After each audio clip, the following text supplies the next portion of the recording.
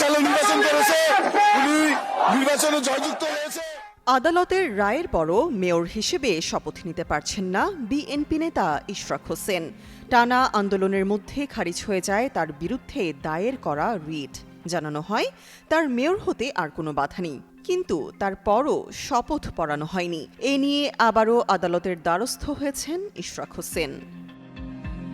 আবারও ঢাকা দক্ষিণ সিটি কর্পোরেশনের মেয়র হিসেবে শপথ নিতে হাইকোর্টে রিট করেছেন বিএনপি নেতা ইঞ্জিনিয়ার ইশরাক হোসেন। রোববার সকালে সুপ্রিম কোর্টের সংশ্লিষ্ট শাখায় এই রিটটি দায়ের করেন তিনি। যমুনা ইলেকট্রনিক্স ঈদে ডাবল খুশি অফার সিজন 3, যে কোনো পণ্য কিনলেই পাচ্ছেন নিশ্চিত ঈদ উপহার। গত 14 মে বিএনপি নেতা ইশরাক হোসেনকে ঢাকা দক্ষিণ সিটি কর্পোরেশনের মেয়র হিসেবে শপথ না পড়ানোর নির্দেশনা চেয়ে হাইকোর্টে রিট আবেদন করা হয়। সেই সঙ্গে ইশরাক হোসেনকে মেয়র ঘোষণা করা ঢাকার প্রথম যুগ্ম জেলা জজ ও নির্বাচনী ট্রাইব্যুনালের বিচারকের বিরুদ্ধে শাস্তিমূলক ব্যবস্থা গ্রহণের নির্দেশনাও চাওয়া হয় রিটটিতে।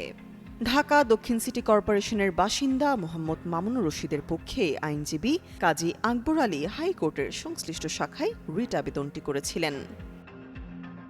গেল বৃহস্পতিবার ইশরাককে ডিএসসিসি মেয়র হিসেবে শপথ না পড়ানোর নির্দেশনা চেয়ে দায়ের করা রিট খারিজ করেন হাইকোর্ট।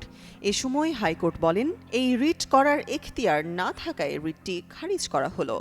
তামান্না তাবাসসুম, যুগান্তর নিউজ।